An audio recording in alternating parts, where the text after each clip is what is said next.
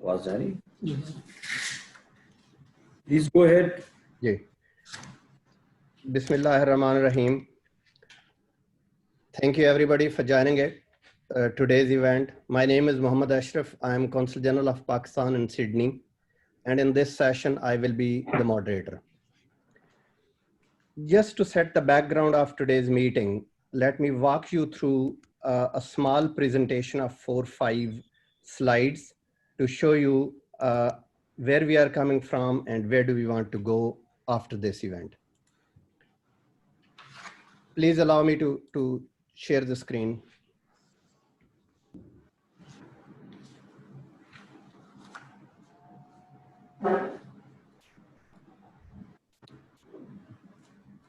So Elsa, please allow me to share my screen. What's going on it?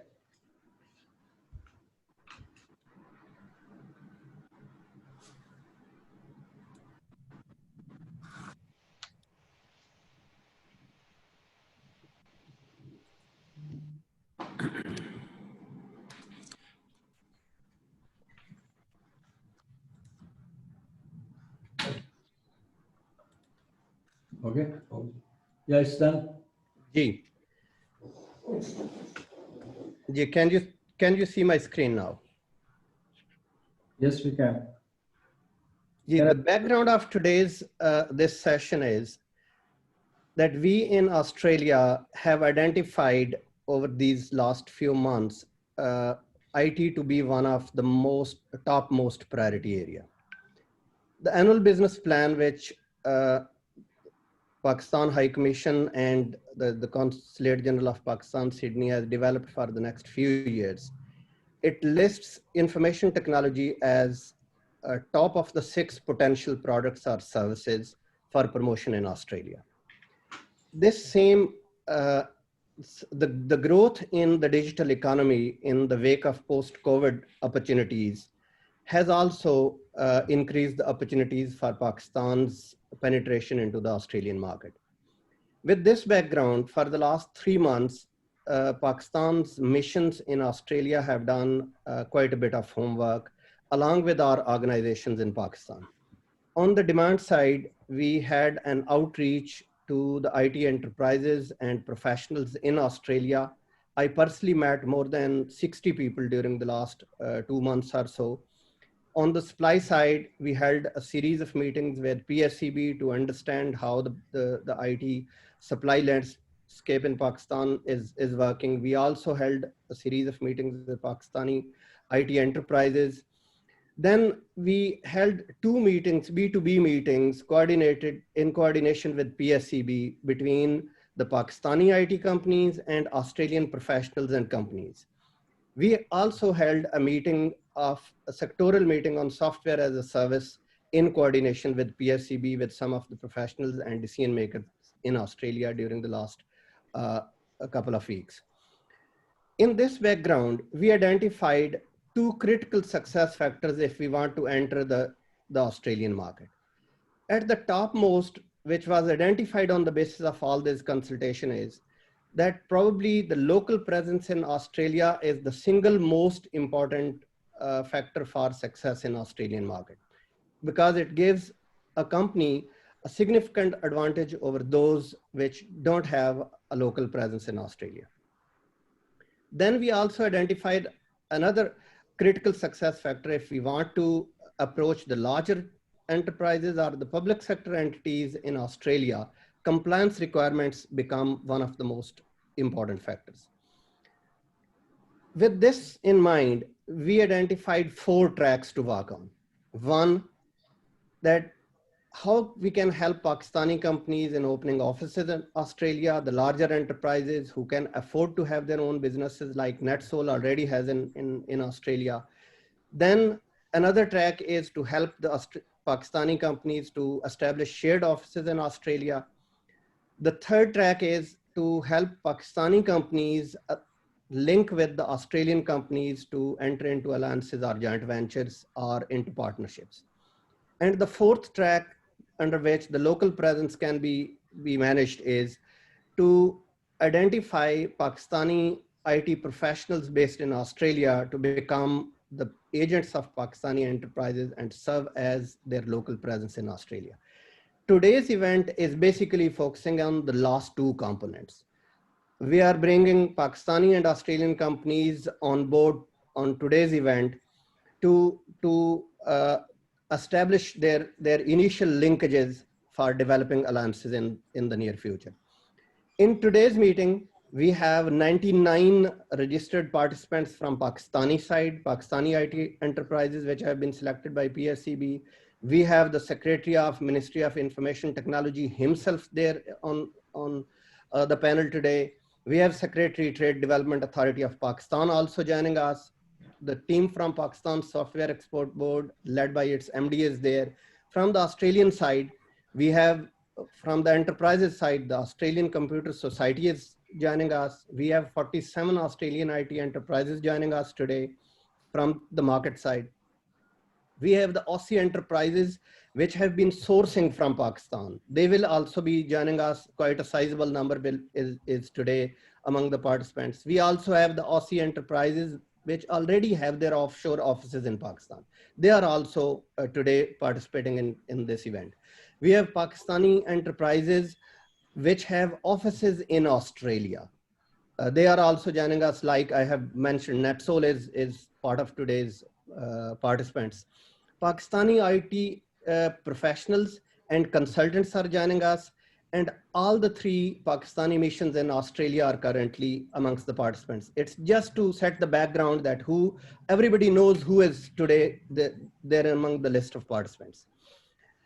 The sectors covered from demand side is nearly everything under the sun. From Australian side, we have the companies representing cybersecurity, IT consulting, financial management, software development, digital marketing, learning management, e-commerce. IT professionals are there, VoIP, CRM, venture capitalist, edtech, telcos, software as a service, mobile apps, graphic designing, artificial intelligence, and big data. All these companies from Australian side, they are representing one or the other sector from this. The program for today is that today's event is divided into 4 parts. We will have in the first initial part very brief remarks by the government organizations which are represented here. Then we will have a detailed presentation from PSCB and Pakistan Innovation Centers on the supply side sector of Pakistan. Then we will have one component in which we will have 5 or 6 speakers from Australian side who will be giving an insight into how the Australian IT market is operating. And it will be followed. We will be trying to spare at least 40 minutes for a Q&A session at the end so that we can address some of the questions which are coming in. House rules are for the participants. Please, if you have any question, keep on writing in the chat box. In the Q&A session, we will be coming to that. During Q&A session, please raise your virtual hand so that we know who is there, who wants to speak. And our request will be that in your questions, please try to be brief as much as you can. The last component is that it's very important to understand that this is not the event where we are having a B2B one-on-one sessions between the companies. Today's event is just to give Pakistani side how the market side is operating and give an overview to the Australian enterprises how the Pakistani supply base is there, which can offer you some of the opportunities. In follow-up to this meeting, we have already scheduled a series of breakout sessions, which will be in the next 2 to 3 weeks, which will be sector-wise, and we will have B2B sessions of nearly 12, 13 companies on each sector, wherever we have the enough interest. We will also be sharing the information pack of all the companies which are participating from Pakistani side. It will be shared with all the Australian enterprises who are participating, and vice versa, that we are sharing the information of Australian enterprises with all the Pakistani companies. So don't worry, all the contact details and the company profiles will be shared with all the participants of today. And last but not the least is that if you have any questions which remain unanswered, we will be coming back to you in offline as a follow-up to this. I complete my brief introduction of what is going to happen today with this. Now I request High Commissioner of Pakistan, His Excellency Babar Amin, to please take the floor for his welcome remarks. Mr. Babar Amin has been indeed the driving force behind all this IT push, which Pakistan missions in Australia are currently doing it. Babar Amin sir, the floor is yours. Thank you very much. Mr. Shoaib Ahmed Siddiqui, Secretary IT and Telecom. Mr. Ahsan Ali Mangi, Secretary, Trade Development Authority of Pakistan. Mr. Usman Nasir, Managing Director, Pakistan Software Export Board. Mr. Shah Jahan Chaudhary, Director, National Incubation Center, Pakistan. Mr. Anthony Allard, Business Engagement Manager, Australian Computer Societies. Representatives of IT and software companies. I warmly welcome you to this plenary of virtual IT delegation meeting between Pakistan and Australia. In today's meeting, we shall endeavor to explore further avenues for cooperation between Pakistan and Australia in information technology and software development sectors. The underlying objective is to convert the disadvantage posed by the travel restrictions of COVID-19 into an advantage by organizing virtual delegation meetings between the two sides. I am happy at the overwhelming response received from both sides to our initiative. From Pakistan side, the initial list of 18 has swelled to 99 IT and software companies interested in doing business collaboration with Australia. From the Australian side, we have received indication of interest in Pakistan's IT and software potential from around 50 companies and professionals. This interest, I must add, is based on the initial list of 18 that was shared with us by PSEB. We have since circulated the new enhanced list and expect a greater response in due course. We are separately coordinating with the Australian Computer Society, who are represented today in today's meeting by Anthony Allard, Business Engagement Manager. I would strongly recommend that PSEB and Pakistan Computer Society, as well as Pakistan Software Houses Association, PASHA, may enter into institutional arrangements with the Australian Computer Society by concluding collaboration MOUs. We are also planning another virtual meeting in collaboration with the Australian Information Industry Association, AIIA, details of which will be shared in due course. Ladies and gentlemen, I appreciate the ever-growing IT skilled Pakistani diaspora in Australia, some of whom are a part of this meeting. These Pakistanis can be pivotal in promoting such business relations. They can work as local front offices and commence joint business projects with Pakistan-based IT exporters and service providers, enabling easy access to the Australian market.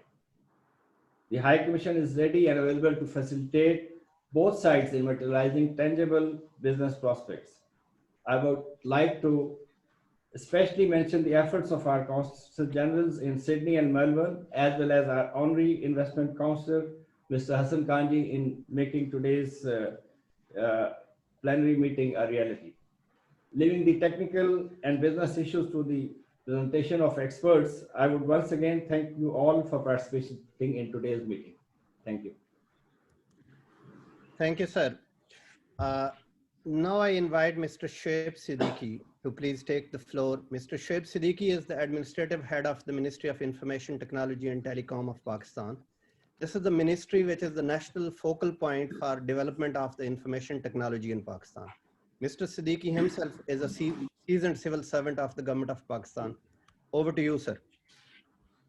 Well, thank you very much, Excellency Babar Amin and his team, our distinguished panelists and members of the Australian business community and Pakistan IT industry community. It is indeed a pleasure. And before I say something, I must acknowledge the deep-rooted and sincere efforts of Excellency Babar Amin, who was proactive enough to contact us, and thereafter we have developed a very good linkage and arrangement whereby we are constantly looking towards growth in Pak Australia relationship vis-a-vis IT industry in particular.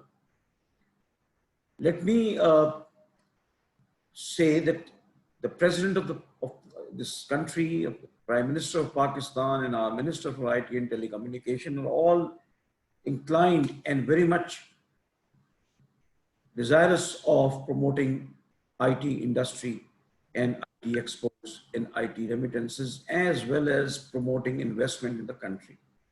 For that, we are reaching out.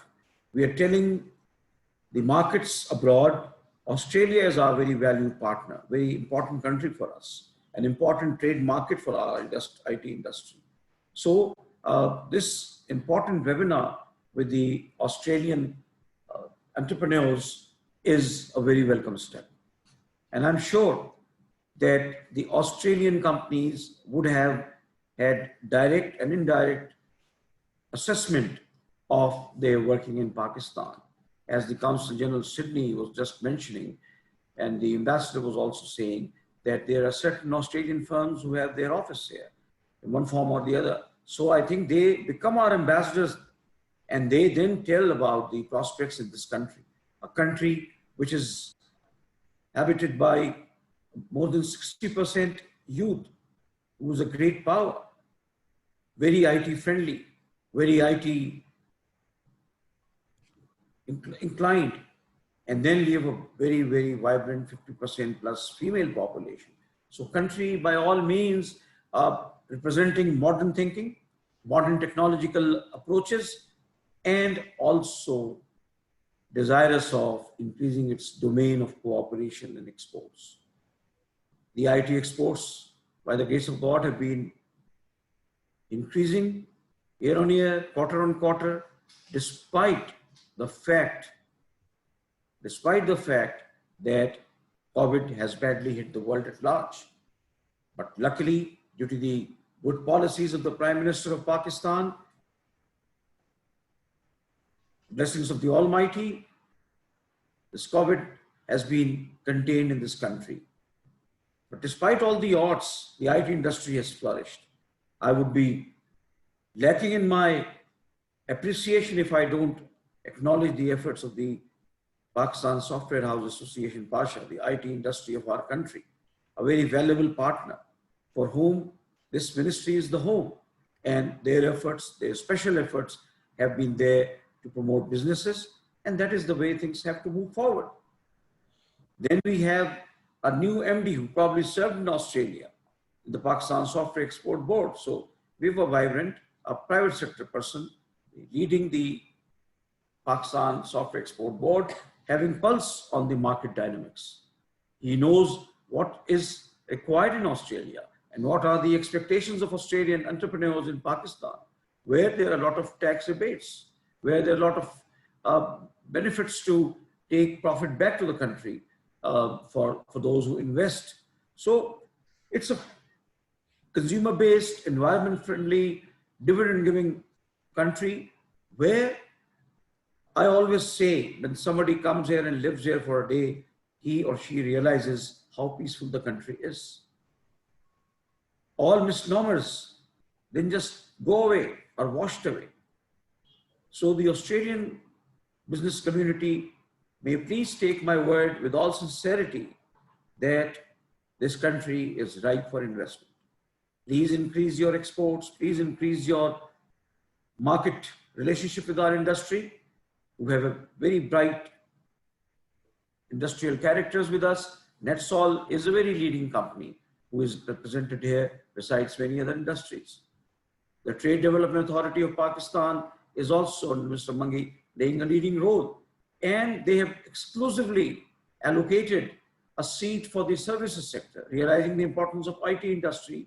They are also focusing especially on IT. I'm grateful to the Foreign Secretary of Pakistan, the Secretary of Commerce, and particularly Secretary of Foreign Affairs, whom I wrote a letter, and he then wired it to all his ambassadors. And I'm glad that a very positive response is forthcoming. The foreign service officers are doing a wonderful job making mark in promoting the country's image, which is very important for all of us. And then I must give due regard to the commercial counselors who work under the ambassador, but part of the Ministry of Commerce. They are very much engaged with us. So petroleum, textile, all these big sectors, all regard for this, but IT is the real promising sector. We have to give it due importance to promote businesses. One thing which I would like to say is that the technology is so encompassing that we don't need to wait. The collaboration can just start with one computer on this side, a laptop on one side, and another laptop on the other side. So please come forward, invest, and you will feel good about it. Pakistan, Australia have always enjoyed the relationship, whether it is a cricket field or any other aspect. So this exports, investments, promotion of IT, collaboration, let's learn from each other's experience. We are doing a lot of things over here. Australia is quite advanced in IT and telecommunication. So with all this paraphernalia, with all this backing, the time is right, and the embassy has done very well along with its consul generals to organize this event, which I'm sure is going to lay a very good mark on the business horizon of IT industry and begin an important journey towards growth and prosperity. To end, I would like to say, whatever the business community would be doing, the IT industry of Australia, the IT industry of Pakistan, the embassy officials, all of them, and those who are related to IT, sports and other things are basically trying to bring in socio-economic development, which is so important for world peace and order. So this is a big agenda, and our efforts are contributing towards peace and order, because if the youth are satisfied and comfortable, then probably positive vibes will emanate from them. I thank you all once again. Thank you, sir. Now I turn to Mr. S. Nale Mangi, Secretary, Trade Development Authority of Pakistan. Trade Development Authority of Pakistan is the apex trade promotion organization of the country. May I request Asan to please take the floor. Good afternoon to everybody in Australia, and good morning in Pakistan. Mr. Shoaib Siddiqui Saab, Secretary IT, Excellency Babar Amin Saab, Usman Nasir, our friend from PACB, and Mr. Ashraf, who is behind the whole event that we are witnessing today. It's a great initiative, I think, and was a need of time, as we all are in virtual spaces nowadays because of COVID. IT is one area where Pakistan has done wonderfully well in last few years. Our exports reaching $1.4 billion in 2020, and we producing more than 30,000 IT professionals every year, being the third biggest freelancing country in the world. Pakistan is an exciting place to work. So I think this was the right moment that we bring Pakistani companies together with the Australian counterparts. Australia is a very important IT market, both in terms of imports and exports.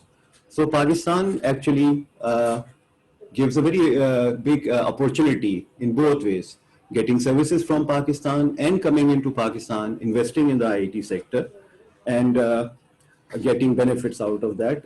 Like Mr. Siddiqui Saab just told us, that investment policy in IT and the taxes regime in IT is very attractive for any kind of investment at the moment.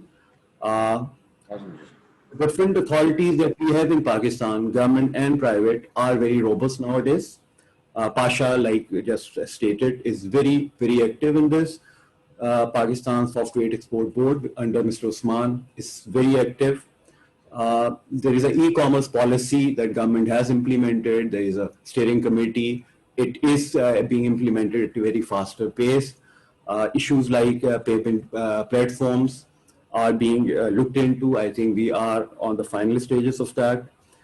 So I think this is the right time to, talk to Pakistan and do business with Pakistan. Australia, we see, is a very exciting market and very important market in terms of IT. What Trade Development Authority is doing and can do for this is,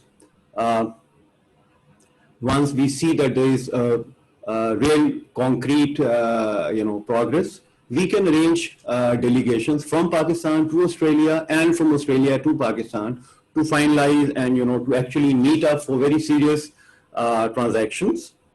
We used to go to this CEBIT, the IT exhibition in Australia. We plan to revive it as well. We are always here. We have 48 representatives, trade and investment officers in 48 countries. So we have a lot of connectivity. We are in direct contact with Pasha and the IT Ministry of Pakistan. So we all work as a team in here. On our side, we are developing a B2B platform as an example for the private sector. The idea is to bring all exporters and importers from within Pakistan and outside to actually, deal there. Initially, we think that it will start as business to business, and then we'll see how it goes from there. Because of the closures of physical exhibitions over time, TDAP has decided and is now doing virtual exhibitions.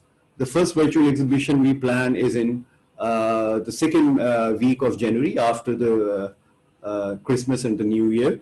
So I think in near future, we will have this facility that we can arrange virtual exhibitions for the IT sector also. We would invite interest from all our officers and the countries where we feel that there is a real need to have this kind of exhibition. So I think looking at the list of Pakistani IT companies and the kind of attendance that we have from Australia, I really would commend the Embassy of Pakistan, the High Commission in Australia. I am sure Excellency Mr. Babar, and also, Ashraf, Mr. Ashraf, without whom I think it would not have been possible. This is the first initiative of this sort with IT, and I think we would continue it. And I really, really am thankful to the Pakistani mission in Australia for doing it. And I hope that this is not the first and the last interaction. I think we should have a continuation of this so that we can, from introduction and, actually companies talking to each other can actually culminate into practical and fruitful relationship for both sides. Thank you so much.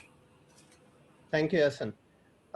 Just picking up on your last sentence, I assure you this is not going to be the last one. As I mentioned in my introductory remarks, it is just the first or the second step. And indeed, we have taken a few steps before coming over here. And we will be going ahead with the B2B, and a lot of follow-up activity is going to be in the pipeline. Here we conclude the first part of the remarks by our government representatives. The objective of bringing our high-level government representatives on this forum was not for any other than the business purposes. The purpose is to give a comfort level to the companies which want to deal with Pakistan, that nearly all the major organizations relevant to the IT development are there on board in this activity when we are trying to make a push in the Australian market. We have the Secretary IT here, all the three missions, their heads are here, our High Commission and both the consulates here in Australia. We have the Secretary TDAP here, we have the MDF PSCB. So just the message to the Australian companies is that the government is behind this initiative, the whole of the government. Moving to the next part, the substantive part, and that is to give an overview of Pakistan's IT sector's landscape.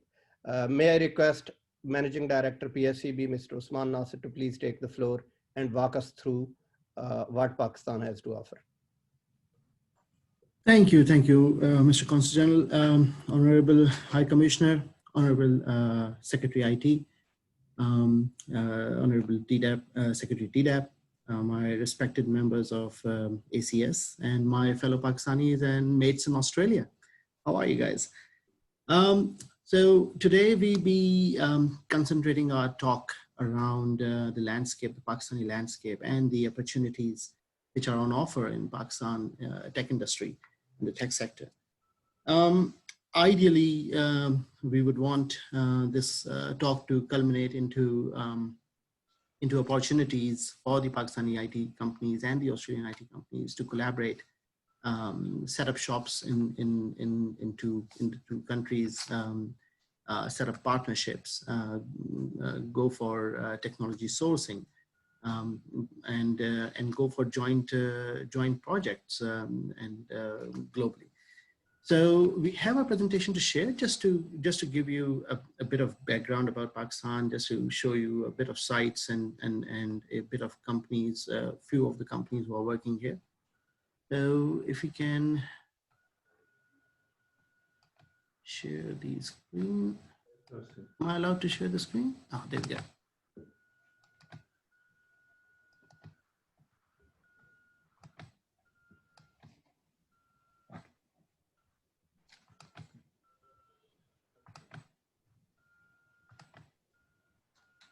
Please let me know if it's visible on your sides.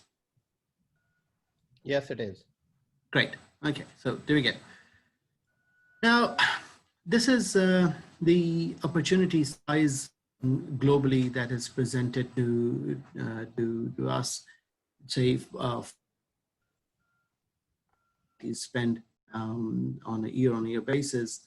32% of that business resides in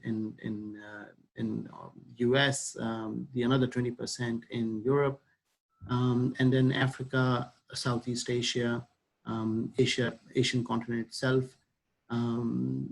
present a very large opportunity, as well as the opportunity presented in Australia.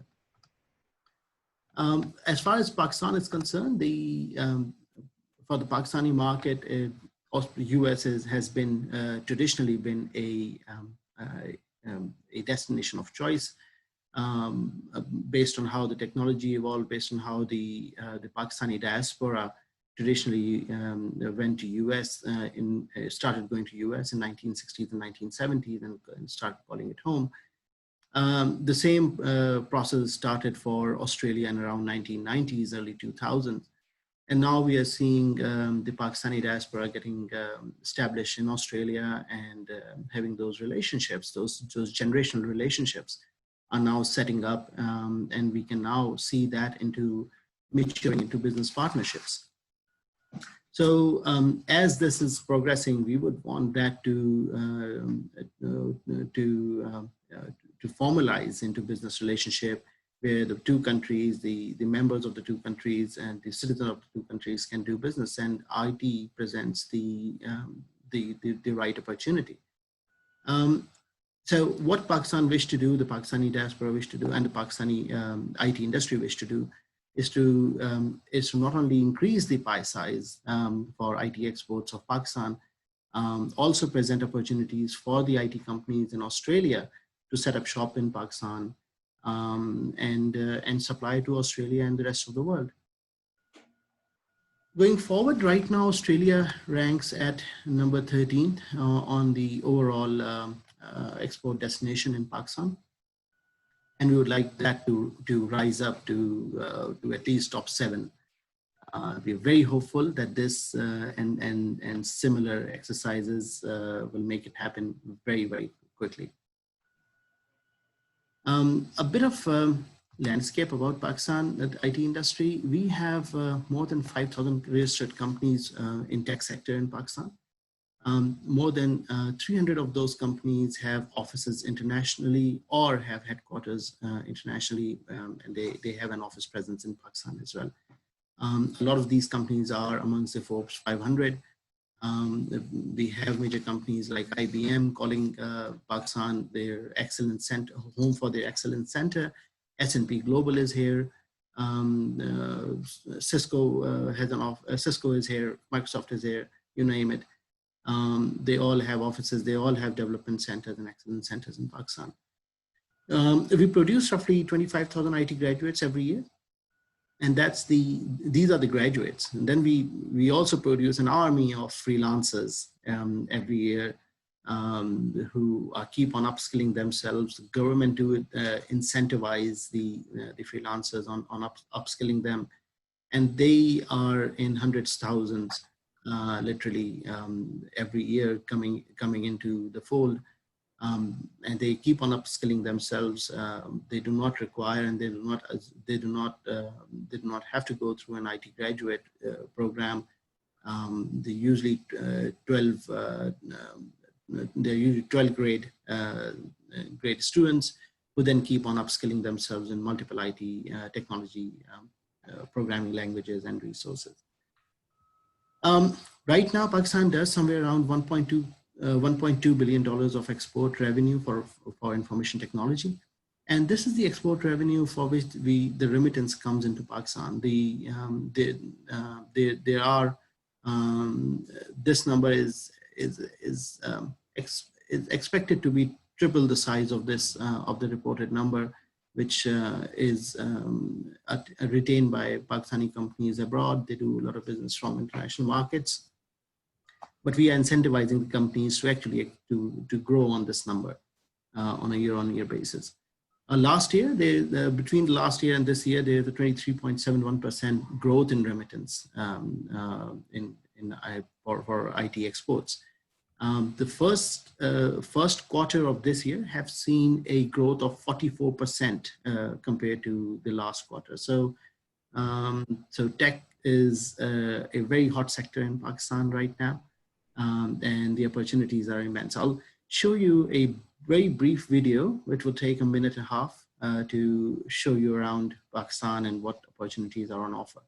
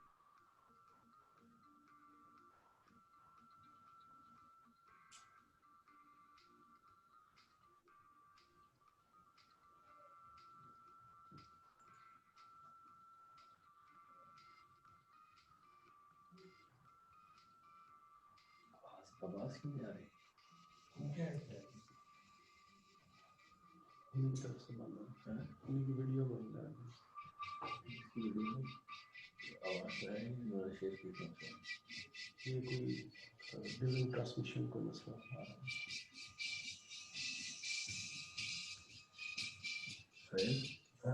Chat को करना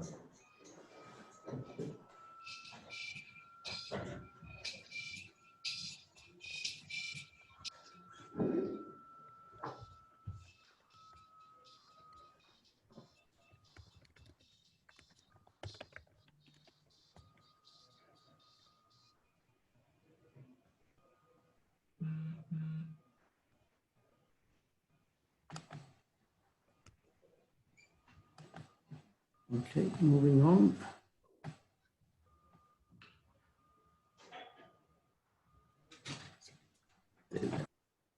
Oh, sorry. Okay. So, so a few of the important stats is Pakistan offers more than 70% of the cost savings as far as the operational costs are concerned compared to a typical operation in US.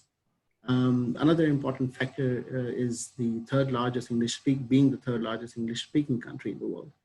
And we are the fifth most financially attractive country for IT-enabled service establishment.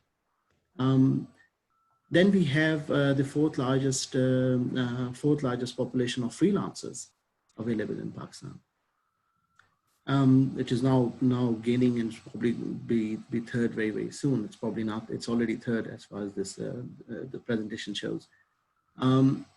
Few of the sectors which are available for discussion, as Consul General already highlighted: mobile application design, core banking, virtualization, and computing. Now, this is very important as far as Pakistan is concerned. Traditionally, we've been very strong on databases, and that led us to convert those databases applications into CRM softwares, ERP softwares, and Pakistan has supplied a lot of significant ERP solutions globally.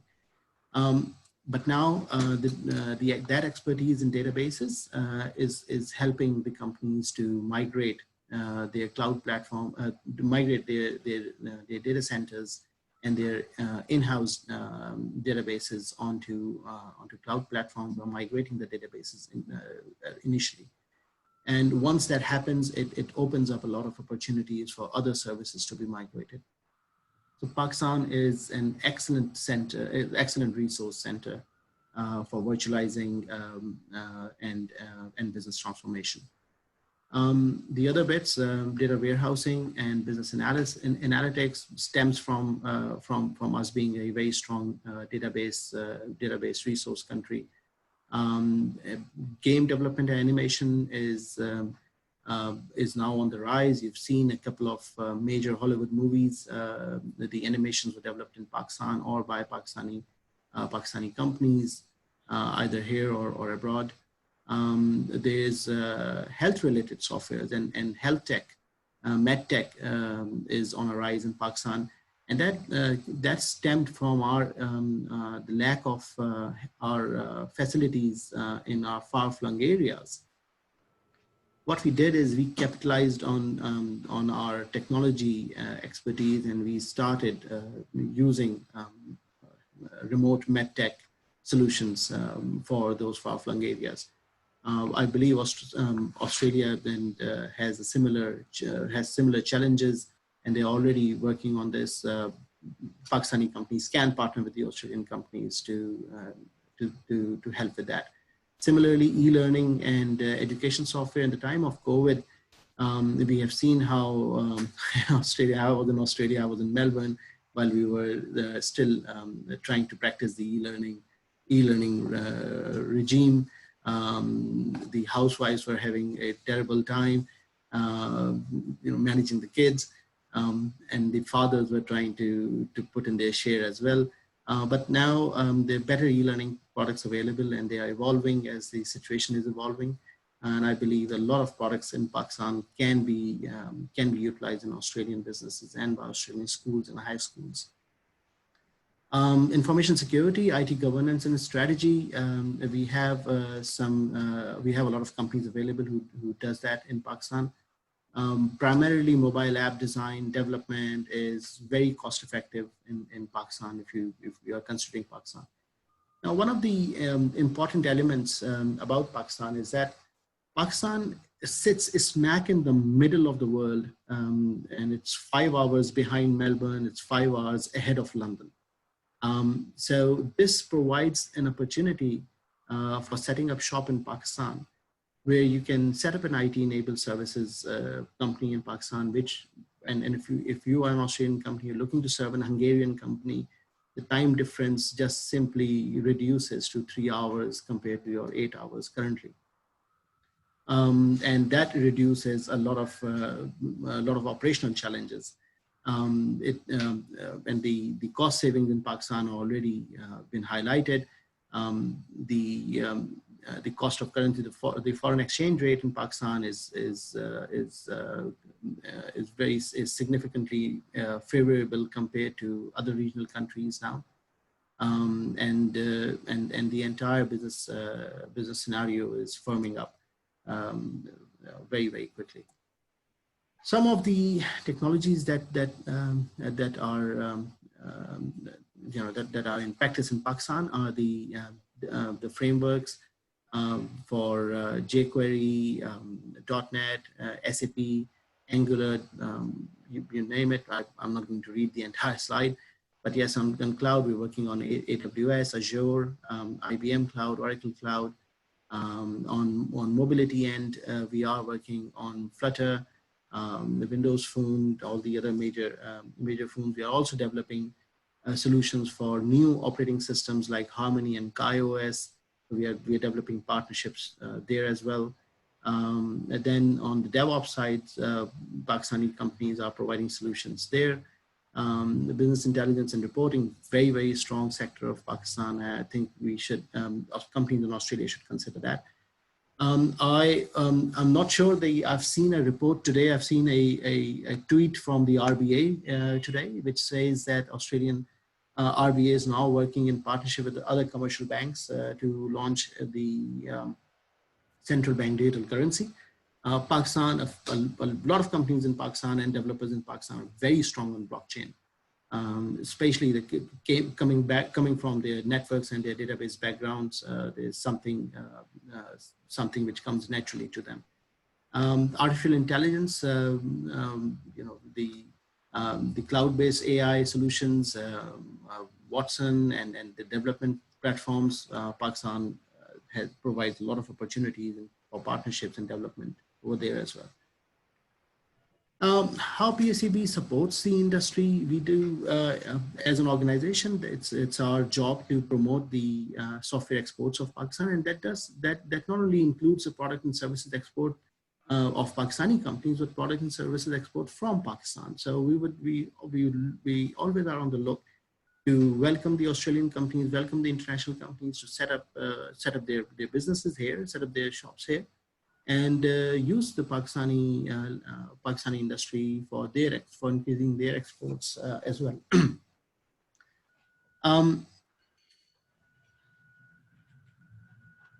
Now, the incentives about Pakistan is there's 0% taxes on IT and IT-enabled service exports from Pakistan. We offer 100% repatriation of profits.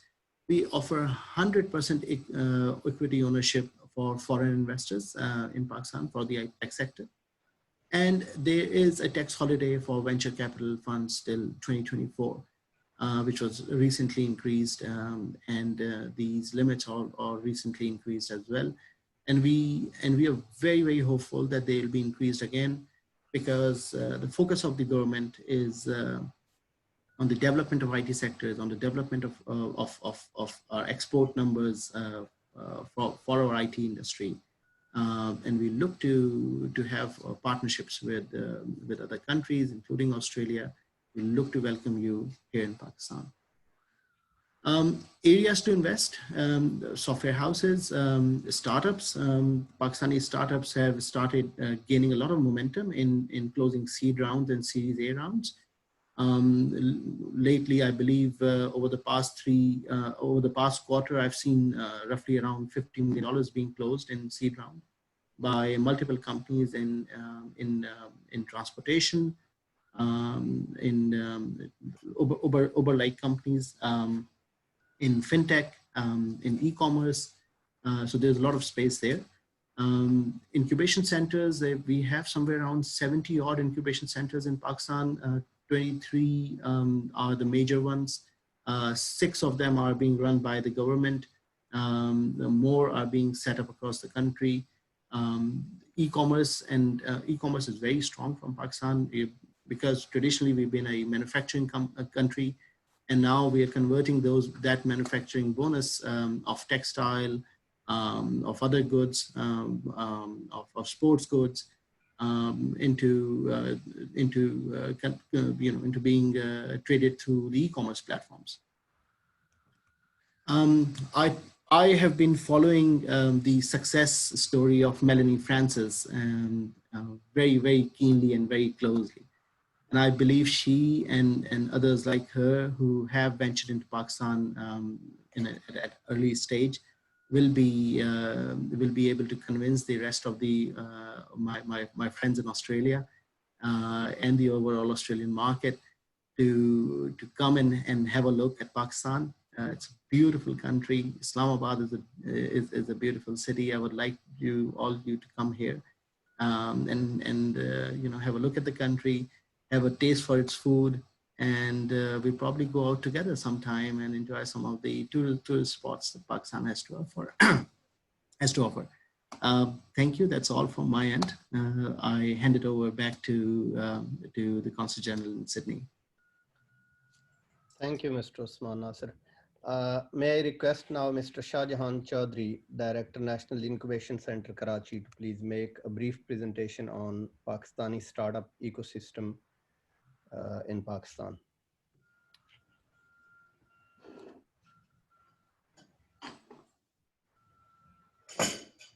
Shahjahan sir, the floor is yours. Please go ahead.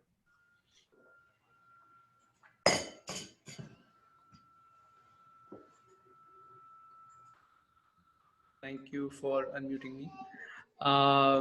So my name is Shahjahan. I'm the director for the National Incubation Center. Thank you so much, Ashraf Saab, for organizing this. Thank you, Babar Amin Saab, for leading this. This is the kind of effort which will take Pakistan forward when the government and the private sector work together. I will quickly go through some successes that Pakistan has seen in the startup space. As Usman mentioned, we have a large number of incubators now around the country. So 10 years ago, that was not the situation, but we have probably 80 co-working spaces, incubators. We have now 20 venture funds. We have investments are growing. So 2020 was supposed to be a slow year, but our numbers have gone up versus last year. So here are some companies that I like to mention. So these are companies which have tech teams in Pakistan, which have Pakistani founders, but they have targeted the global market. So Affinity provides software for call centers. It's valued at about $2 billion now. Keep Trucking provides software for fleet management in the US. Again, it's another multi-billion-dollar company. Kareem has exited and they've sold to Uber. And all three companies have their early tech teams were in Pakistan. Their founders were in Pakistan. Their founders are Pakistani, and they've achieved this success using Pakistani tech talent. So I would recommend to every company in Australia which is thinking of becoming large to use not just Pakistan as a place where you have run-of-the-mill tech talent, but also for innovation and for exploring new areas. So in Pakistan, 720 startups have been created in the last 10 years. 67% startups are still operational, and more than 100 startups have raised significant funding. And this has happened because, again, the state has invested in this. So the national incubation centers in all provincial capitals and the federal capital. But also, there are private initiatives with Pasha as well. Pasha runs the Nest.io, and then provincial governments as well have been investing in this. But along with that, in the last 5 years, we have seen a lot of overseas Pakistanis coming back and forming venture funds and investing in the startup ecosystem. And this momentum is increasing year after year. So one of the reasons for us believing in Pakistan going forward is that about 3G came to Pakistan about 2013-14, and now we have 165 million mobile connections and 75 million internet users in Pakistan. And if you look at the population demographics, so a large population is young. So for every person retiring in the coming years, there are 3 young people entering the workforce, and they're not just entering; they're also in a way, digital natives, people who have been using, digital technology from the very beginning. So the adoption of new technology is going to be really fast as well, which creates a massive opportunity. If you compare, our internet users in Pakistan, so probably Scandinavia's total population is much less than the total internet users in Pakistan.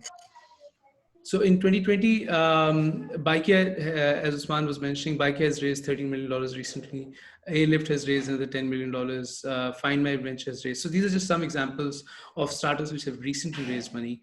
And the total number in 2020 is more than $50 million for these, small companies. And then you also have these larger enterprises like Keep Trucking and Airlift and Affinity and Zameen.com.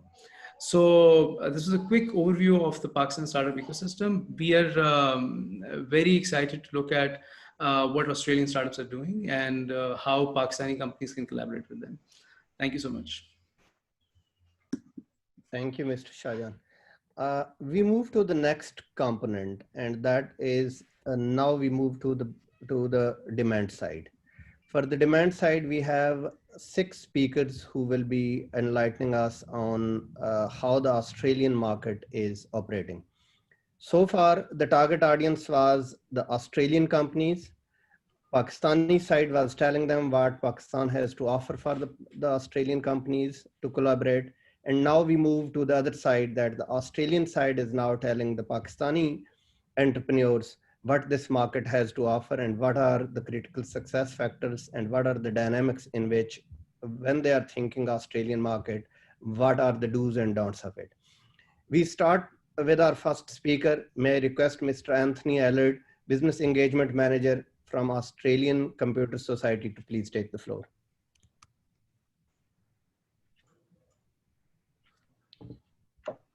Hello, everyone. Thank you very much for your time. Bear with me for a moment. Yes, we can hear you. Yep. Great. Thank you. I'm Anthony Allard. I'm the Business Engagement Manager from the Australian Computer Society. And who is the ACS? Our purpose is that as a professional association for Australia's information communication technology sector, our principal objective is to promote the development of Australian ICT resources. Our vision is for Australia to be a world leader in technology talent that fosters innovation and creates new forms of value. To deliver, our mission is to deliver authoritative independent knowledge and insight into technology, to build relevant technology capacity and capability in Australia and by default worldwide, and to be a catalyst for innovation and adaptation of technology for the benefit of society, the government, and for commerce. ACS has about 45,000 members.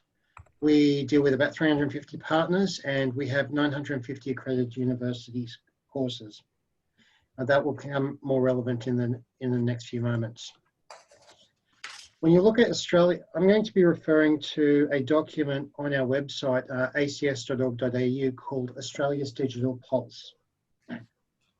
This is an annual publication that ACS does in collaboration with Deloitte, and is a snapshot of what the Australian ICT economy looks like, where it's going, and what the key metrics are. What's timely is to talk about Australia's international competitiveness, which of course would be very important, a great launch pad for any Pakistani business moving into Australia looking for a far more reaching footprint in the future. Australia is 7th in the world in digital competitiveness, 12th in R&D, 4th in business connectivity, 4th in ICT employment as a proportion of the workforce. We are 2nd in government participation, there's government access and utilisation of IT. And we're 1st in the world as far as digital literacy of our overall workforce. Some people call Australia the clever country. We like to market ourselves as a clever country, and we've got very strong digital literacy that we can offer to any country coming along, to any business coming along. Australia's economic strength, ICT has contributed $56.3 billion to the economy, to Australia's economy in 2018-2019. That's a $10 billion increase in the last 2 years. Our digital tech's contribution to Australian GDP is expected to grow 40% by 2025. And we currently have about 772,000 IT workers, IT professionals, with a demand driving up to 928,000 by 2026, and 1 million by 2027. That gives you a bit of a snapshot of what the Australian ICT economy looks like, and there is always plenty of opportunity. Those figures and those projections were actually put together after COVID had hit and after we started to see the economic consequences of COVID. So it's important to note that we have taken COVID into account. Now, even with COVID, we expect the total jobs in Australia to briefly, for less than 12 months, decline by about 35,000. Most of those jobs are declined by virtue of international workers coming into Australia, as at the moment that's not quite possible. For coming into Australia, for working with Australia, we have very strong standards, and we're always looking for the best of the best. Australia's IT, if you take a look, there's a website that most Australians use to find jobs called seek.com.au. If you take a look at the jobs on Seek, 40% of jobs over $150,000 a year, which is roughly twice the median male income in Australia, are IT jobs. IT jobs are in high demand in Australia and are also also pay very well above where they should, compared to other professions. The workforce, I mentioned earlier that ACS has accredited 928 university courses. That's important from an international point of view in terms of standards. So ACS participates with a number of other computer societies around the world as part of an agreement called the Soul Accord, which was signed in 2009, and a way of ensuring that a qualification means the same thing and has the same content and the same value regardless of where it was in the world. Australia was the first signatory and the first accredited participant of the Soul Accord, and all of our courses, all the courses that we accredit in Australia, from bachelor degree to diploma to master's degrees and even PhDs, have met that criteria and that standard. What our employers are looking for, and you will hear some more from our businesses over the next few minutes. I don't want to steal too much of their thunder. To succeed in Australia, it's all about having a good standard, good ethical work, commitment to professional development and ongoing innovation and enhancement, and having a very strong network. And this is where events like this is an opportunity to network with Australian businesses, international and Pakistani businesses, as well as if you have a footprint on the ground, attending face-to-face networking opportunities always builds that up. We have a saying in Australia that about 40% of the good IT jobs are never advertised in this country. It's not what you know, it's who you know. The networking is always a very important component of what we offer.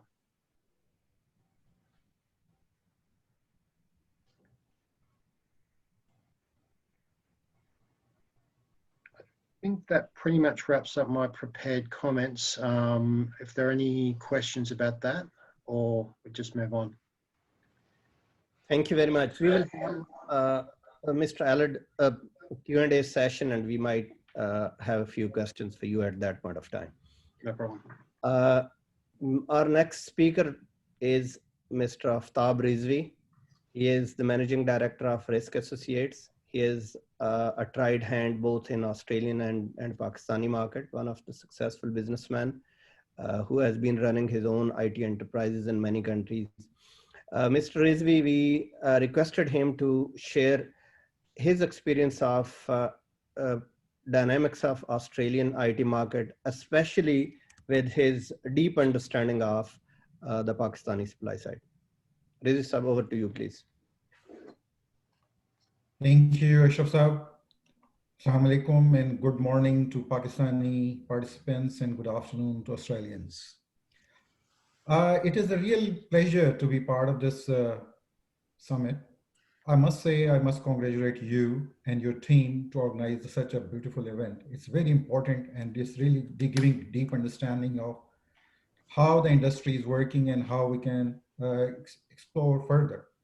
And it really goes hand in hand with the Pakistani goal at the moment at how to improve the exports. So thank you. I like you rightly said, that I have about 25 years of experience working in IT. And I have exposure to both Pakistan and as well as Australia, because I have offices in both places. So I would like to bank on that experience and then share some experiences and some insights how we can do the business in Australia if we are interested in coming here and from Pakistan. First of all, I migrated in 1995. I had already completed my PhD, so I had some advantage that I had exposure of US market as well as European sector because I had visited those places. But trust me, when I arrived in Australia, I realized that this is a different place. Different in a very positive way. Different is not that it is difficult. Different is that there are lots of opportunities. There are a lot of incentives to do the job, do the work, and do the business. And I think Anthony has reduced my efforts to half because he has explained so many things and it really insights that, for example, the 40% of the IT jobs are not even advertised. So you see, this is very different mindset than what we see. When we live in Australia, Pakistan, what we see that we have got one set of CV, which we have prepared with the help of our friends, and then it's going everywhere, mail merge, and that's it. It doesn't work like that in the countries like Australia. It is very different environment, I must say. But if you work hard and if you continue your effort, then obviously there is a lot of success. I must say that Alhamdulillah, we are running a business. We are working in IT security and information and compliance. Now we have got offices in UK, Canada, Bangladesh, Pakistan, and more recently we have incorporated the company in Saudi Arabia. And the group we have is that it's basically we're serving the clients in about 40 countries in the world. And this was only possible because we started the business in Australia. The reason I'm trying to explain these things is that Australia is a very good, very pro-compliance country. We offer not only the incentives, but also offer the dynamics that you can not only work locally, but you can also work internationally. So there are a few things which I really enjoy in Australia. And that is that number one, it's global. You can find the resources from everywhere in the world, but we must keep in mind that Australian population is only 25 million. It's from Pakistan's perspective, we can even compare Karachi with, the most of the, for example, the Australian population and so on and so forth. So you understand that in this situation, if we have got much digital growth or digital literacy, which is, like Anthony said, 100%, that means we really need IT resources. And where those IT resources come from? They come from overseas. In 2019, Australian government has advertised, just to give you an idea, that there are 7 areas where they will be offered permanent residencies under Global Talent Independent Program. And those areas are agriculture, agriculture technology, fintech, medtech, space and advanced manufacturing, energy and mining technology, cybersecurity, and ICT, including data science and advanced digital and quantum information. So what we have is that I have got really a lot of confidence in what we have in Pakistan. Our talent is second to none. We have got a lot of resources who are available to do the job readily, but we need to direct them and we need to make sure that we provide the right leadership to them. The challenge we have at the moment in Pakistan is that we are a very, very techie oriented country. There are a lot of techies around. We need some sort of entrepreneurship, which I am glad to hear that TDAP as well as incubation centers are doing a wonderful job in producing this and providing this leadership. In addition, I must say that Australia, why we need to work in Australia is not only because of the resilient economy, but I must say one thing. Anthony has given a lot of stats about Australia, but there is one more stat which is very important for us, is that Australia is on number 9 in the chart of the world's most business-friendly countries. So that means it's open. It's open for business from all who are competent and they can come and do the job. One thing is, which is true for not only Australia, for almost every country which you can imagine, that you need to make sure and you need to give confidence to the organizations who are in that country, because you need to uh, make sure that you provide the right resources, as well as you are fit with the culture of that organization as well as that country. So this is where I think that we can do very good job in explaining to the companies who are interested in coming to work in Australia that what should be the culture which is expected. What is expected is true professionalism. Expected is true quality of service, and usually stuff which a client normally expects. So it's not a very serious challenge, but we still need to make sure that everyone is in his, keep this in their mind. One more thing which we need to notice and we need to observe, which is extremely critical, that the model of outsourcing is changing. There is a serious drift now that large organizations are going towards strategic partnership. Strategic partnership is a little bit different from conventional low cost transactional outsourcing. Partnership means that you are trying to find someone who can work strategically and also grow with them. So this is extremely important from that point of view. So that's why I would suggest that we definitely focus on our expertise, but also find strategic alliances. Like what Mr. Ashraf has said in the beginning, if the IT companies in Pakistan want to have a strategic alliance with Australian companies, probably that will go a long way. If 2 or 3 Australian Pakistani companies join together and find a consortium and fund a local office in Australia, probably that will help us as well. So these are the areas I think which we need to consider very seriously, that how we can find a strategic partnership. And this is where all the companies like TCS and others are really growing significantly, because once they are in touch with or in agreement with one of the large organizations, that's it, they just take over. And this is the model now with any large organization, that they want to find someone who can solve their problems and they can focus on their core business. So ladies and gentlemen, thank you very much again. I would like to conclude by only saying that we are here to help, as well as the only 2 things, that please think long term. There is nothing which works in the short term. So we need to think in a way that we can have a long-term goals with short-term milestones so that we can see and monitor our progress.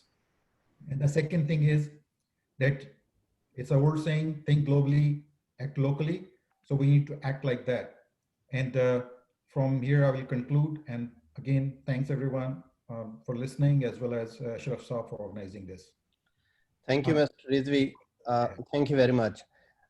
We had 2 speakers, one from Australian Computer Society and Mr. Aftab Rizvi, who gave us an insight for the Pakistani companies, what are the do's and don'ts, what to expect from the Australian market, if you are thinking of entering Australian market or penetrating into it. We move to the next speaker, another perspective from a different type of company. We have Miss Melanie Francis. She has a company in Australia, a purely Australian company, but with office in Pakistan as well. She is one of the ambassadors of Pakistan IT talent. I would just request her briefly to please let us know what her experiences of working with Pakistan, and what does she advise the Pakistani companies to do if they want to work in Australian market. Over to Melanie. Okay, hi, thanks Ashraf. So I did a quick presentation to just share my experience as an Aussie doing business in Pakistan, and was asked to talk about the opportunities that are presented for Australian companies. So I guess the backstory a little bit about me was I started development in India, as we Aussies typically do, because that's a very, we've got a good relationship and understanding of that. So that's where I started. I had a bit of a bad experience, and then I approached a very tiny software house 3 years ago to develop my first product. And at that time, I saw the opportunity. So that little software house, you know, developed my product at a quality product at lightning speed. Is that's what we want, fast, quick, quality results, and that's what I got. So at that time, I really saw an opportunity and decided to scale that particular business and establish a business called Rario in Australia, where other businesses in Australia could actually obtain the kind of talent that I had just experienced. So I traveled to Pakistan because I think, you know, when you want to do business with a country, you should, just like how you want to buy property, you should go experience it, make sure you're comfortable. So there's me, there's a couple of trips that I've done. I've met some of the top, you know, universities that are producing the best IT graduates. I've met some of the freelancers on your right that are doing great stuff in freelancing. The team, as you can see, it's like going from strength to strength. The first time I visited, it was very small, and then it was much more larger, and I bet it's even bigger now if I were to go back, but COVID is restricting. You know, in Australia, we want the best IT talent, as you heard. We don't want anything but the best. And Pakistan does have this, you know, it does. And I want to talk about that with you, about what that looks like and how you can access the best. So one thing that I did differently when I started doing a service-based IT business is Australia doesn't like the word offshoring. When I started, you know, back before, they're shy of the word offshoring because a lot of Australian businesses have been burnt.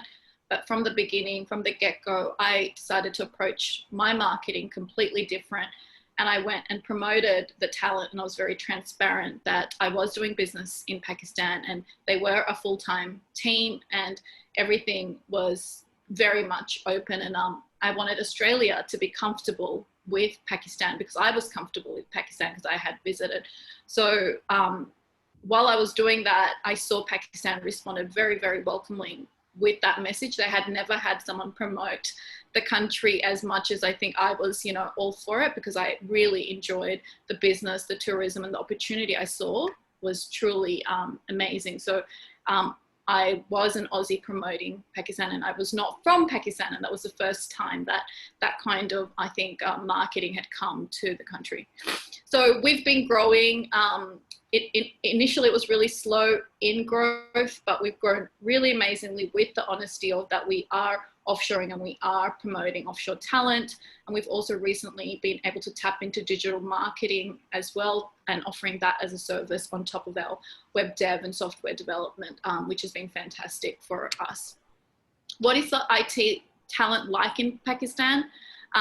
We did hear from the Australian side that, you know, we want really, really top talent. I would say that there is very, very top talent, a young population. And if you don't know, the IT professionals are paid one of the most highly in Pakistan. They are side by side with the doctor profession. So it's a very sought out degree when it comes to professionally hiring as an agency into that market. So those who become, you know, software engineers in Pakistan are very high demand, especially the top talent. Just like how we were talking about in Australia, the top talent, we search for it, we hunt for it, we want it, we pay everything. There is no difference when it comes to hiring in Pakistan for that top talent, degree qualified individuals.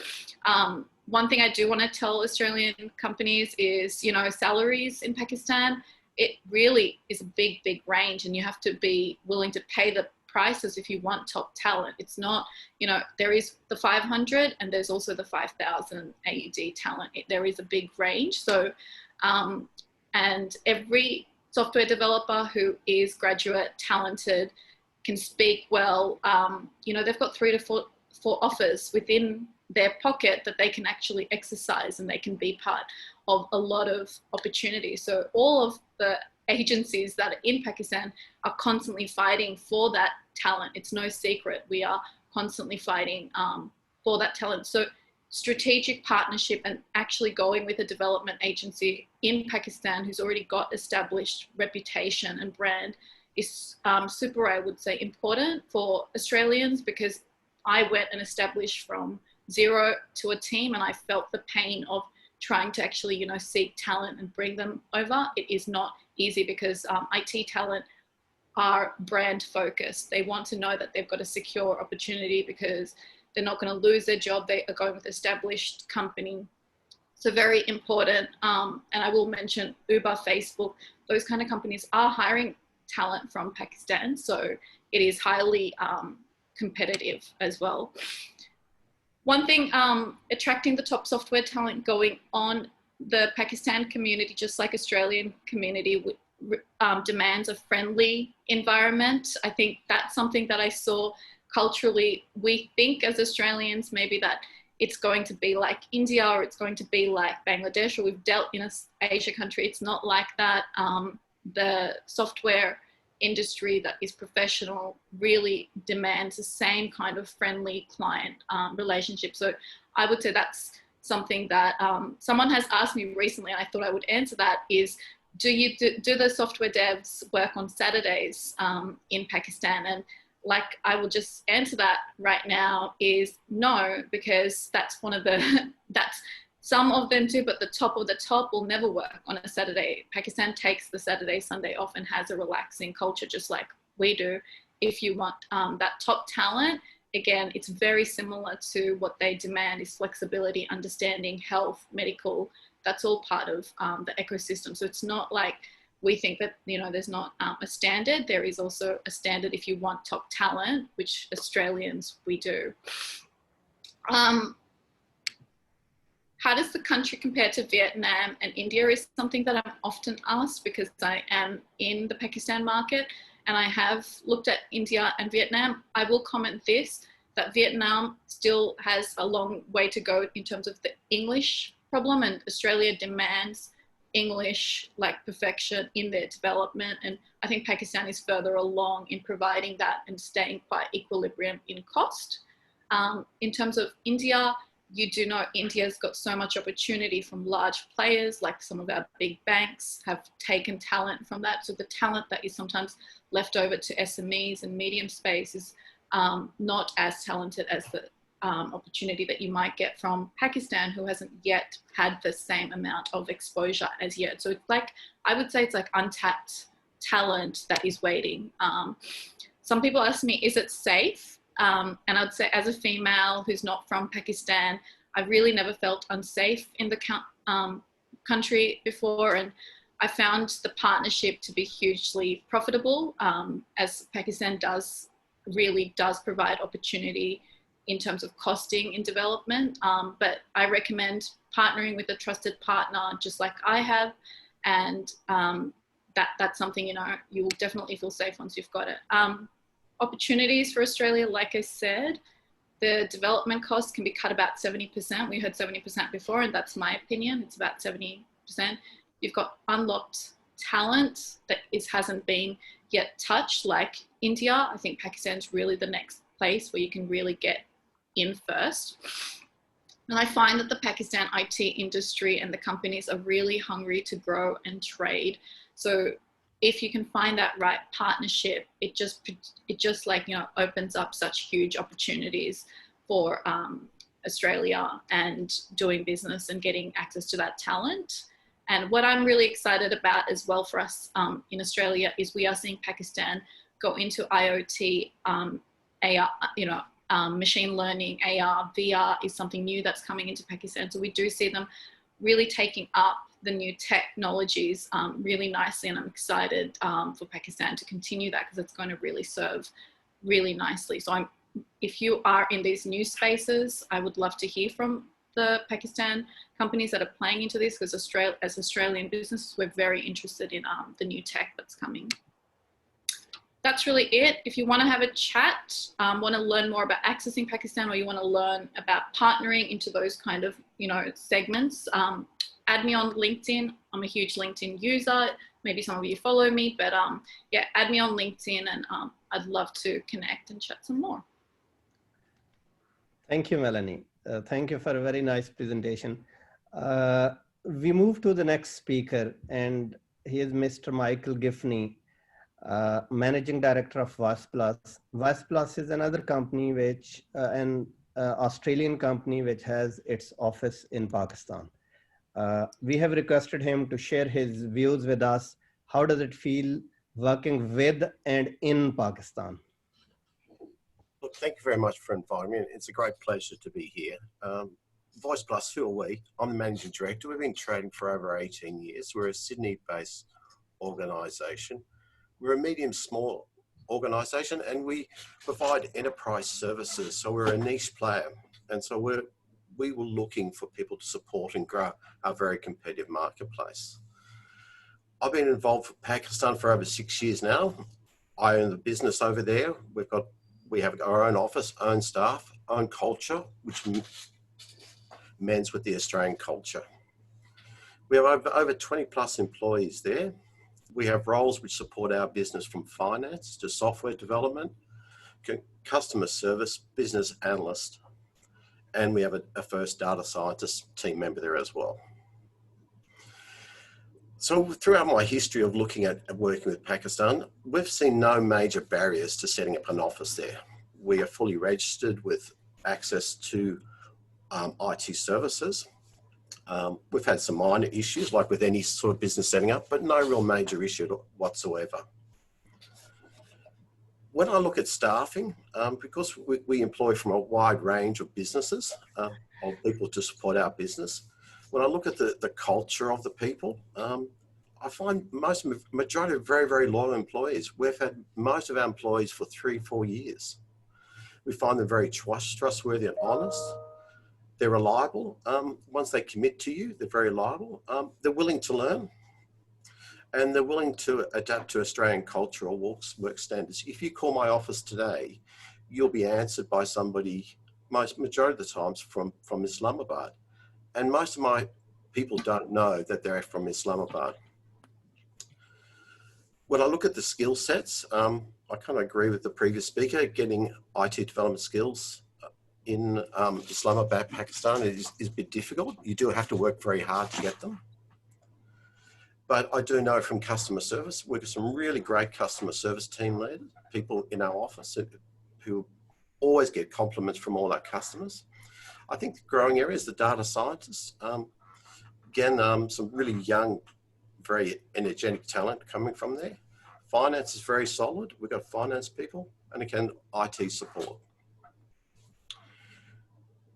When I look at the language, most of the people, look, we have a strong recruitment process where we go through and we assess people's ability to speak the language, to actually read and interpret the language.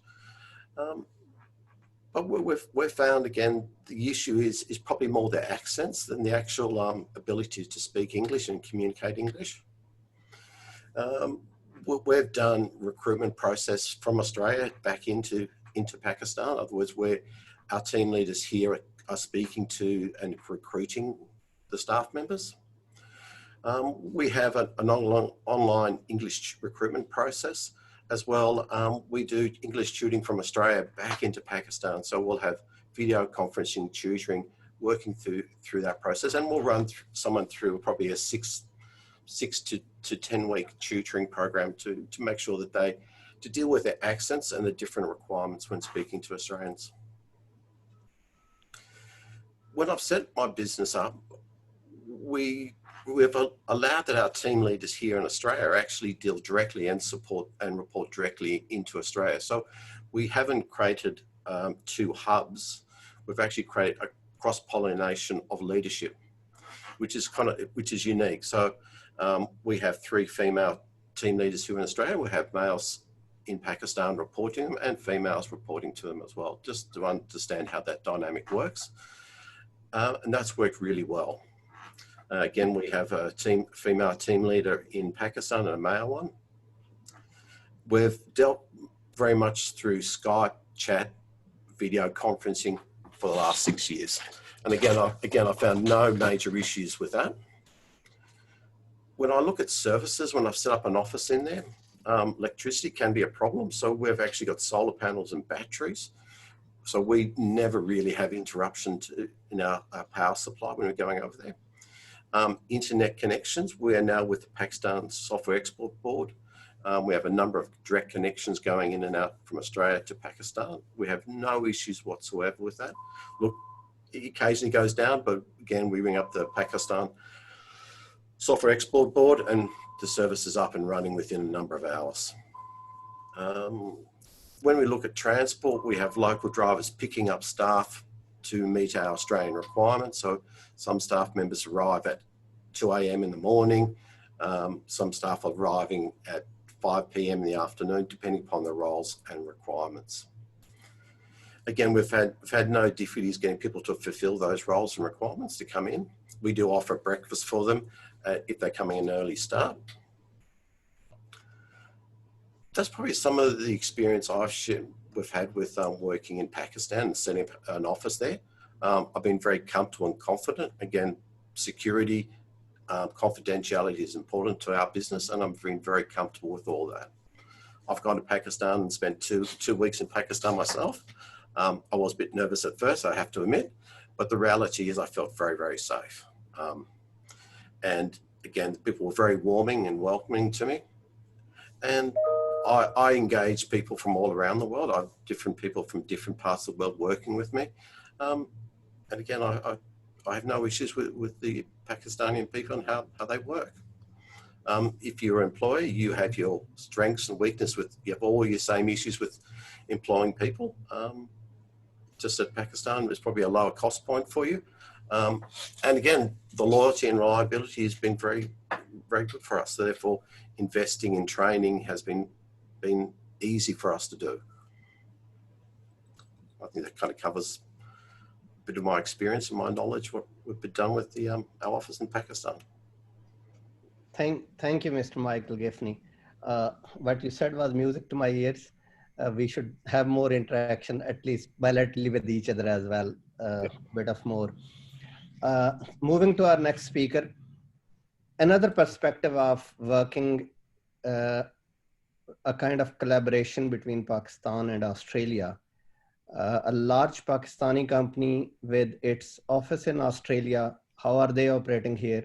We have requested Mr. Farooq Gauri, MD NetSol Australia, to please share his experiences with us. Over to you, Gauri sir.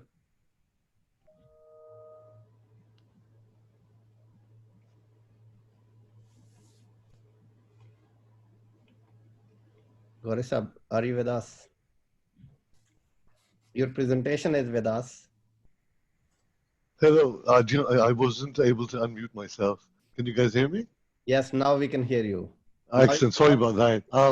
I would like to start by acknowledging His Excellency Babar Amin, Honorable CGs, Muhammad Ashraf and Adnan Rashid, Ministry of IT Honorable Secretary, Mr. Shoaib Ahmed Siddiqui, Honorable Secretary, Mr. S. N. Ali, and MD PSEB, Mr. Usman Nasir.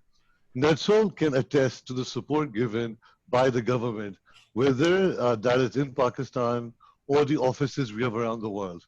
Thank you very much for this honor. My name is Farooq Gauri, and I am representing NetSol today, and I am the Managing Director for Australia and New Zealand. So quickly today, what I wanted to cover was a quick historic perspective. So we will quickly go over NetSol's growth strategy historically and what's gotten us here. We will then get into operating into the Australian market, some opportunities that we see from NetSol's perspective for companies out there. Finally, the support that NetSol has received from the government. And then if we have time, quickly getting into the pandemic, COVID-19 aspect of things. So very, very quickly, NetSol has two strategies when it comes to penetrating or opening up a new market. The organic growth, this is a strategy that we use in markets like China. We increased the output, we expanded our customer base, and then we also created localized products and services. For Australia, we use a different strategy of inorganic growth, of, as other speakers have spoken today, of partnering, collaborating, and working with the right individuals. So at that time, there was a company by the name of Abraxas Systems. They were very similar to what NetSol was doing. So we partnered with them, and they being a representation of NetSol. followed on by we acquired that company. So, it was um, the way we decided to grow Australia. So we did acquire their customer base, we acquired their products and their services. Right. It is So also now you can share your screen as well. I think you can share it again if you want to show your presentation. Are you guys not able to see my screen? No, your screen we can't see. We can only. Okay, I apologize. Let me try again. Yes, here you go. Excellent. Yes, we can see Technical difficulties. It's not a presentation without technical issues. Okay, sorry about that. Okay. So yes, the same strategy of inorganic growth was also used in markets like Europe and the US, where we acquired similar companies or partnered with similar companies to promote NetSol's products and services. In all of these regions, we found a company that could really benefit with the cost arbitrage and what NetSol could provide in terms of the location and our quality.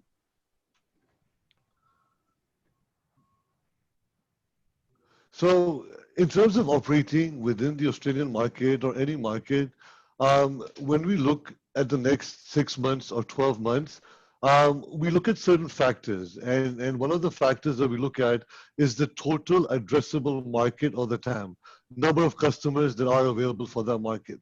We then evaluate industry constraints. Now, these constraints can be a disadvantage sometimes, and then sometimes they can be an advantage. So in the case where it's a disadvantage, we will try to minimize the disadvantage, and in certain cases where it's an advantage, we will promote that. So these are two of the main factors. We also look at the per capita, per person spending, whether, for example, if we're going into the fintech market, then we will look into the average contract rate, the average receivables based on that. If we're getting into the retail or any other market, then once again, we look at the per person, per unit sort of spending. And then finally, we will compare the value of our export from Pakistan for that certain market. So keeping all of these things in relation, Australia has been a very, very positive market for NetSol. It's in our 9 markets, it comes in number 3 or number 4, behind China and some of the other bigger markets. But that, once again, is not due to the market itself. Another thing that we notice about Australia, it's a stepping stone for the other Asian markets. When we want to penetrate other markets like Thailand, Australia is the base that we will choose to go into those markets. Now, based on what NetSol sees in the market, there is a lot of digital push. Now, specifically when it comes to the journey of the customer, whether that's on the financial leasing side, retail side, manufacturing, how is the customer interacting with their customers, and how can we better define that journey? Other speakers spoke about the great talent we have, and we do. We have some of the best talents. NetSol also has access to the top unis, the top talents, as well as other areas of really, really rich skill. So we see the digital capability, cybersecurity, I think that's a given. A lot of good talent there, and areas where Australia would really need the support. Cloud computing, software as a service, basic hosting, infrastructure as a service, platform as a service. So there's very many levels of cloud computing. And then finally, big data. Pakistan is being enriched with the right talent for big data and so on. Moving on to, we've actually worked with the government for the longest time through our initial journey as a startup, through our journey getting on the NASDAQ, and then, with our 9 offices around the world, we are very closely tied to the local Council General and to their offices. And it's a two-way thing. We try to do as much as we can to support the community and the Council General Office, and we get a lot of support, including in meetings like these and presentations like these. So we have an opportunity for trade promotions, meeting the right companies. We then have an opportunity to sponsor or promote products, and this works both ways. one of the problems that Netso faced initially was perception, right? Being it's so close to Afghanistan, the political and economical situation around the world. So being tied to the Consul General Office, doing events together really puts a different perspective on Netso and the company that we are. And then finally, fundraising, once again, from both ends, whether that's raising funds for flood victims or any kind of disaster happening in Pakistan, or whether that's raising investments for Pakistan, getting us out there in front of the right investment opportunities. The last thing that I will quickly touch upon, obviously we're all watching this very, very carefully. What the global impact has been, the travel industry, the hospitality industry is the hardest hit. 262 billion of global losses to the travel industry, $750 million of losses to the cruise ship industry.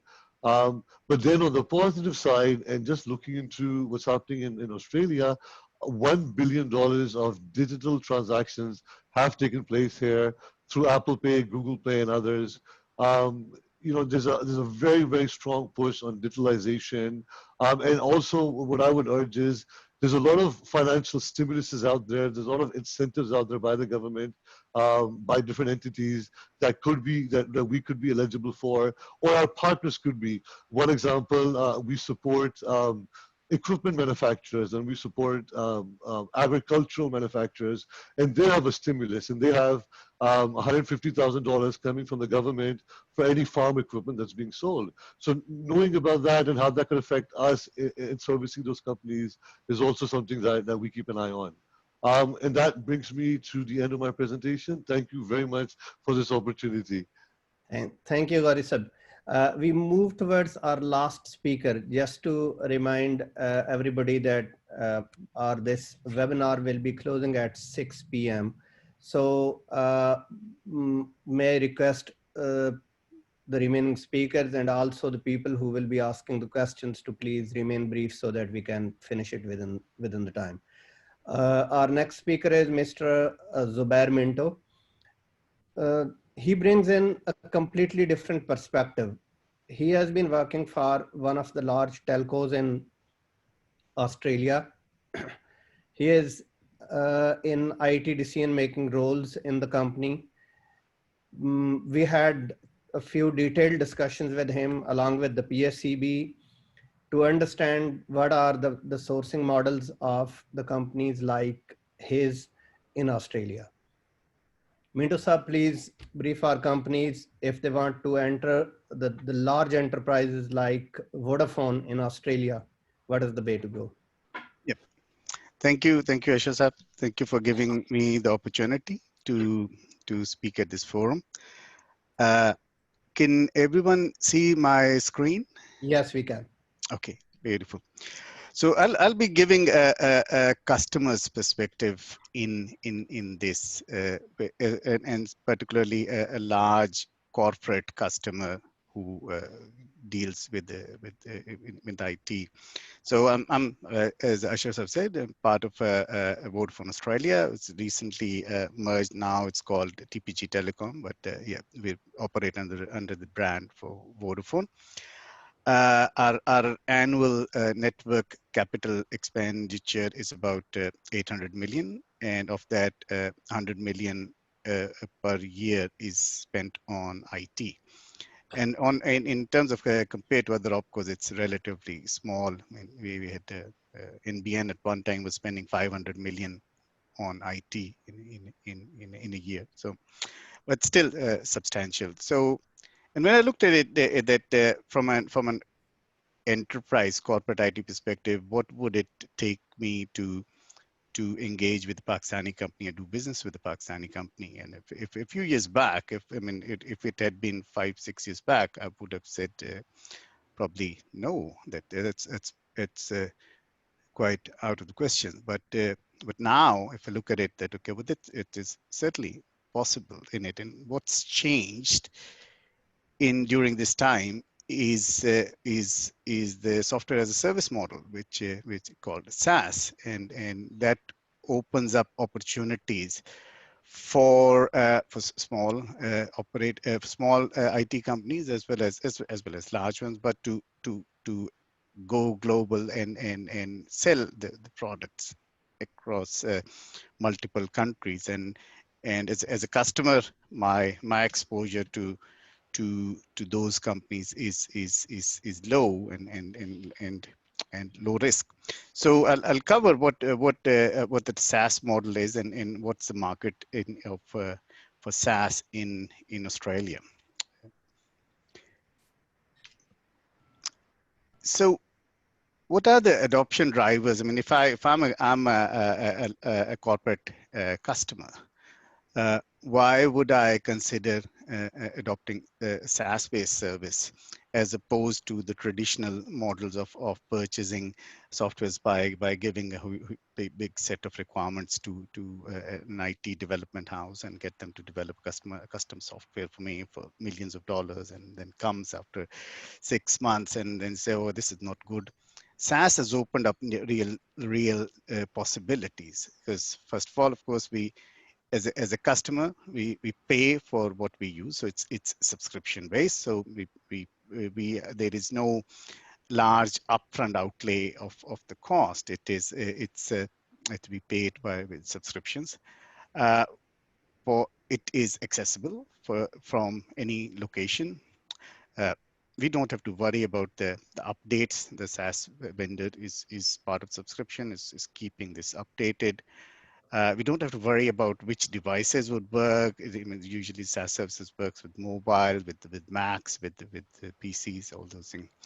And the big thing that it offers companies like Vodafone is the agility in the market, that we're having a SaaS product, we can make changes and introduce new things into the market quite quickly.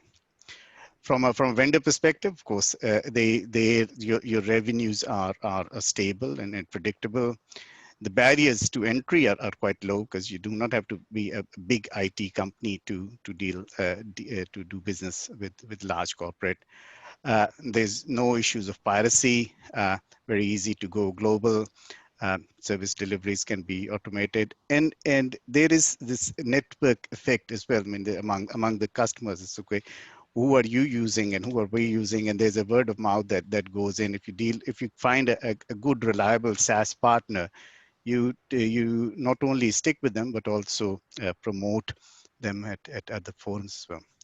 So looking at where the SaaS has gone in from over since 2018, globally, there's been a 19% increase in spending for SaaS, and we do expect that this will continue to grow for the next 2 years at 13%. And predominantly the sort of products that are using SaaS, they're business process related products that we have, and desktop collaboration is playing a key role in there as well.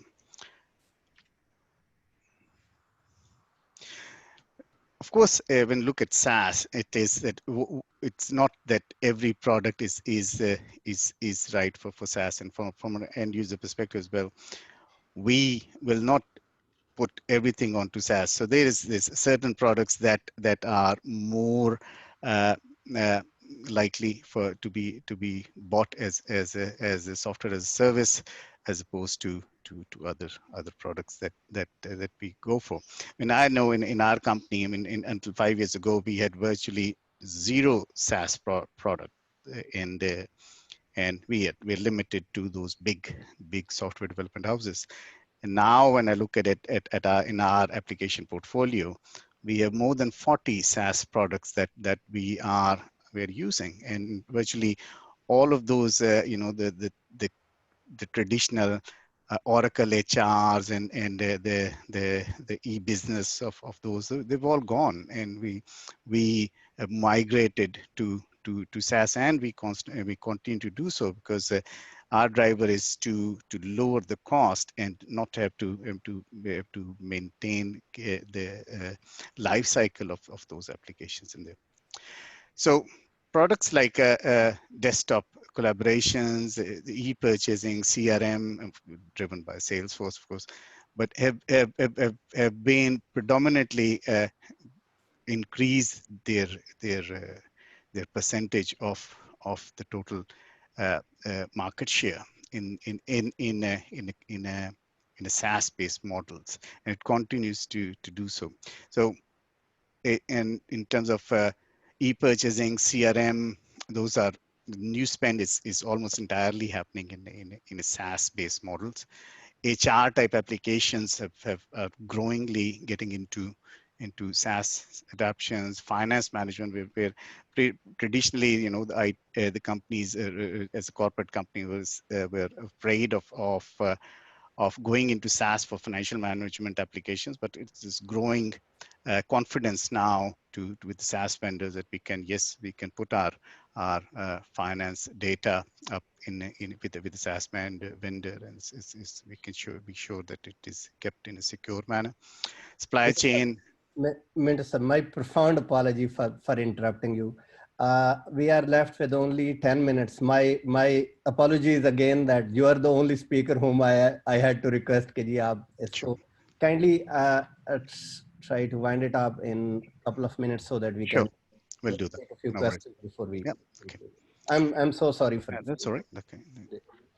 Of course, there's a few type of applications that we would not really look at SaaS. So I guess what we're trying to say is that if there are certain type of products that as a large corporate we would be very keen to engage with companies who've got the right product but purchasing it as a software as a service model rather than giving someone a large contract in there.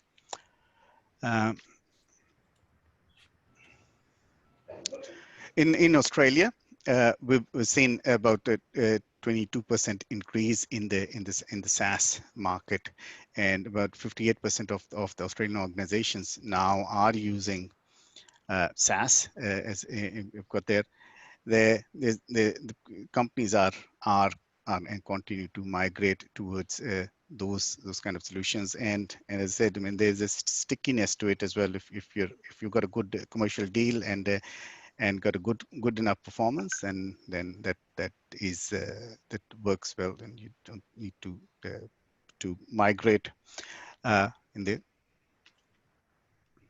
COVID, of course, has had a big impact on companies like Vodafone, and we have increased our spend in IT, because we know that the digital is the only channel that we can reach our customers. So we're spending more in our digital channels, so that the customers who are unable to go out or prefer not to go out have got the same service available through our digital channels in there. That's basically my presentation, and I'm happy to answer any questions. Thank you. Thank you, Zubair sir. With this, we come to the close of our speakers' interventions, and we are left with nearly 7-8 minutes. Can we have 2 questions to be placed here before the speakers, and the remaining, as I mentioned in my earlier opening remarks, that please write your questions here in the chat box, and we will get back to you with the precise answers to your questions offline. I have 2 questions. One is to PSEB. Is somebody from PSEB there?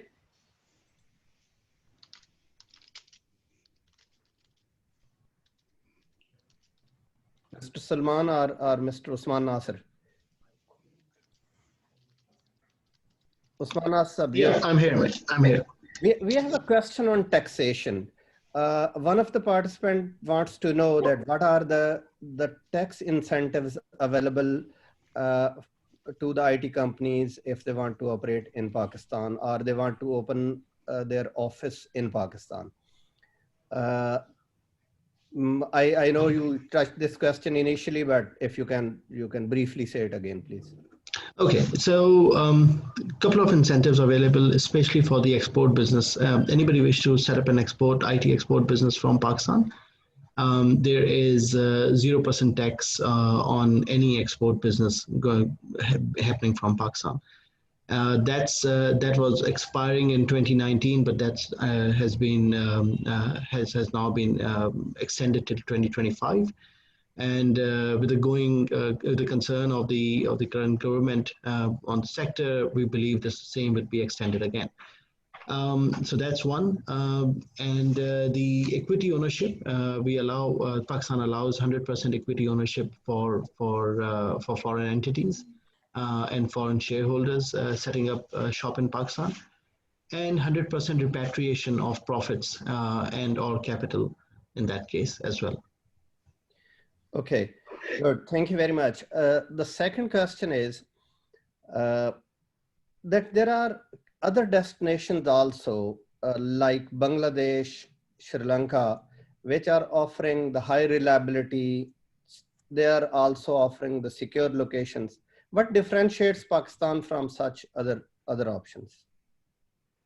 What is so good about Pakistan?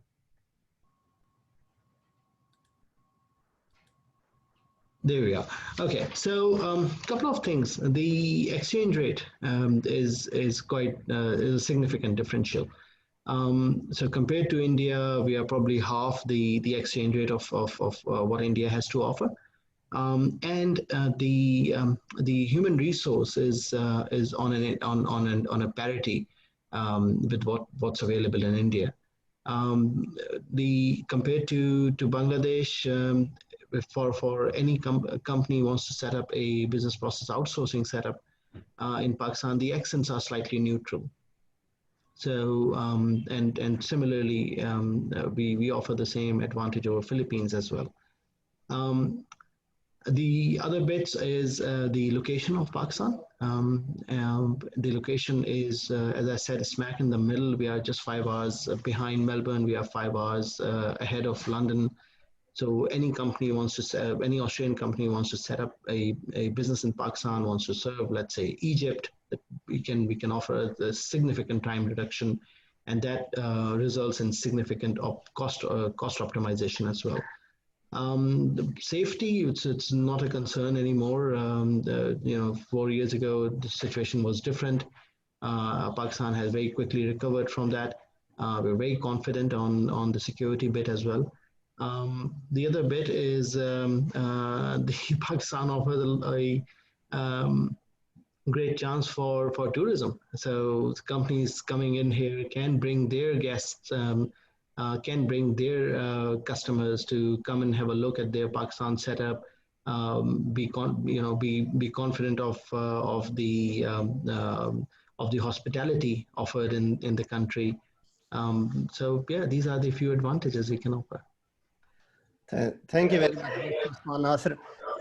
We are now coming to the close of this session. As I have already mentioned, if you have any further specific questions, please send us by email, or you can, all the questions which were written here, we have tried to scan through it. Most of those are comments and not many questions. I have only one hand being raised at the moment, but due to the paucity of time, we will leave it at here. Let me conclude it with a few sentences only. The speakers from both sides have highlighted a few things. One, Pakistan has a highly promising IT sector. Two, there are huge opportunities for collaboration between Australian and Pakistani companies. Three, there are success stories of Australian companies operating in Pakistan, and we had a couple of them there on the panel. We are more there as the participants, and I personally know that almost all of them are highly satisfied with their working in Pakistan. So here are the opportunities for the Australian and Pakistani companies to find the collaboration with each other. Where do we go from here? This event is not a one-off kind of exercise that we put both the side speakers here and we discuss the opportunities and that's it.